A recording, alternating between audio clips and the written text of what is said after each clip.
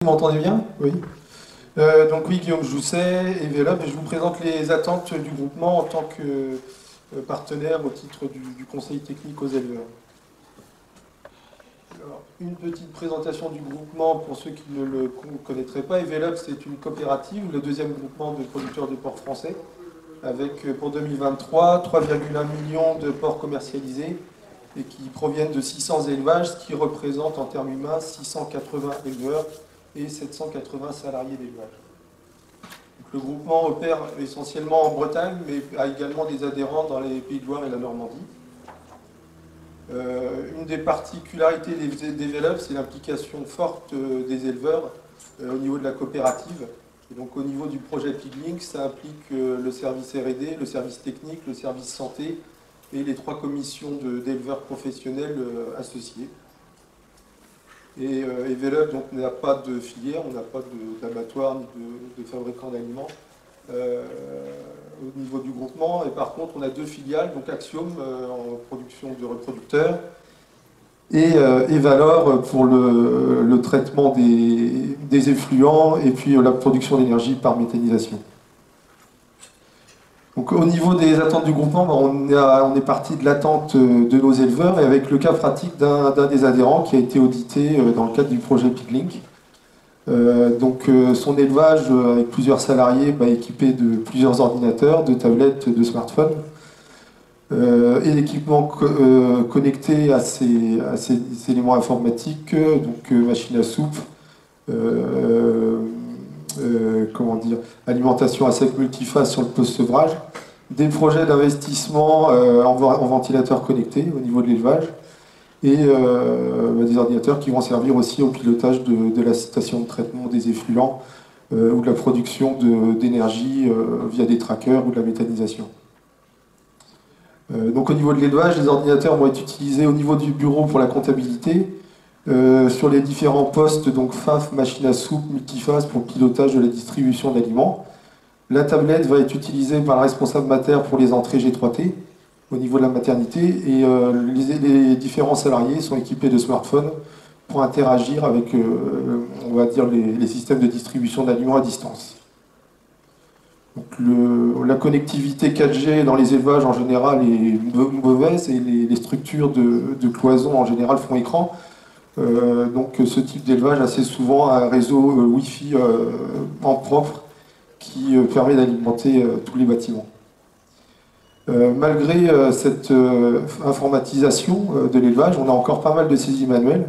Donc tout ce qui va être mouvement d'animaux, pesé en sortie de post-sevrage, les traitements, les pertes, et puis les entrées GTE et les entrées G3T en dehors de la matière qui vont être saisies sur papier et ressaisies ensuite à l'ordinateur. Donc pas mal de paperasse. On a au final assez peu d'éleveurs qui apprécient ce type de tâches. Au niveau du groupement aussi, dans le cadre des essais R&D, on va avoir énormément d'enregistrements qui seront faits sur papier, notamment tout ce qui va être pesée individuelle, relation avec les boucles individuelles, et puis après toutes les annotations plus propres aux essais. Donc les attentes des éleveurs, sans surprise, ça va être un transfert automatisé des données à partir des outils connectés pour ne pas avoir effectué ces opérations manuellement. Des échanges d'informations entre applications pour supprimer les doubles saisies comme ça a été évoqué. Et puis également que l'éleveur garde le contrôle sur son élevage et ses données et puisse choisir les tiers de confiance qui pourront être destinataires. L'objectif, c'est de gagner du temps, faciliter l'accès aussi aux applications sur smartphone, puisque l'outil de pilotage au quotidien, c'est le smartphone plus que l'ordinateur. Avoir le contrôle des données, de leur valorisation via le choix des tiers de confiance. Pouvoir croiser les données pour, dans le cadre d'essais ou de questionnement avec les conseillers, avoir ces éléments-là facilement à disposition avec ses conseillers, ou le faire également personnellement avec son équipe sur l'élevage. Au niveau des équipes terrain de la coopérative, on retrouve des préoccupations qui sont assez proches. Pouvoir accéder à distance aux données et supprimer les doubles saisies, donc plus avoir à appeler l'éleveur pour qu'il transfère les éléments ou aller sur place, prendre des photos, les ressaisir ensuite. Alors au niveau de la COP, on a les outils Copix de suivi d'ambiance qui permettent déjà un accès aux ambiances en temps réel pour les salles qui en sont équipées.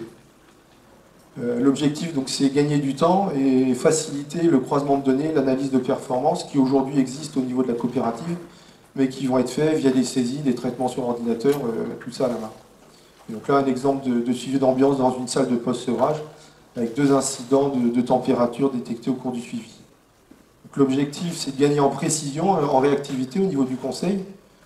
Dans l'idéal, ça serait de pouvoir disposer d'un indicateur quasiment en temps réel.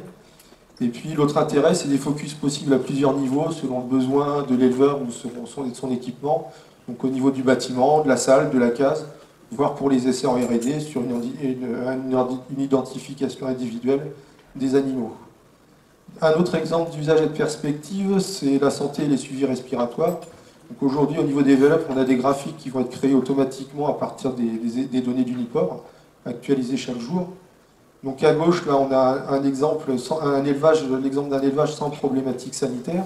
Les histogrammes verts correspondent au taux de saisie respiratoire mensuel. Et la ligne orange, là au milieu, à 0,3%, la moyenne du groupement. Donc l'élevage ici entre 0 et 0,6% selon les mois. Dans le deuxième cas, on a un élevage avec des problématiques de saisie de coffre. Donc on voit que la ligne orange est très, très en bas, avec des taux de saisie qui vont de 0 à 8% selon les mois et qui en général sont tout le temps au-dessus de la moyenne du groupement.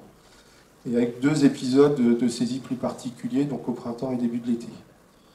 Donc l'objectif via Piglink, ça serait de pouvoir croiser ces données avec le bâtiment dont proviennent les porcs, les conditions d'ambiance, les performances techniques, les traitements éventuellement qu'ils auraient pu recevoir.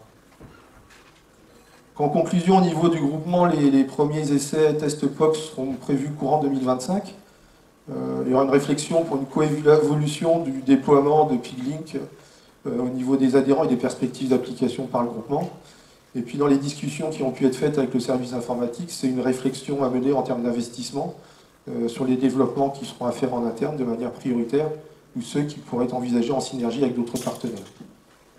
Et une petite image, on va dire l'informatisation, ça touche aussi les ports en 2021, donc un essai de comportement comparé où les porcs étaient invités via un système informatique à déplacer la petite boule blanche que vous voyez dans des zones bleues de formes, de tailles différentes et où les porcs ont surclassé les chiens et les chimpanzés qui étaient leurs concurrents.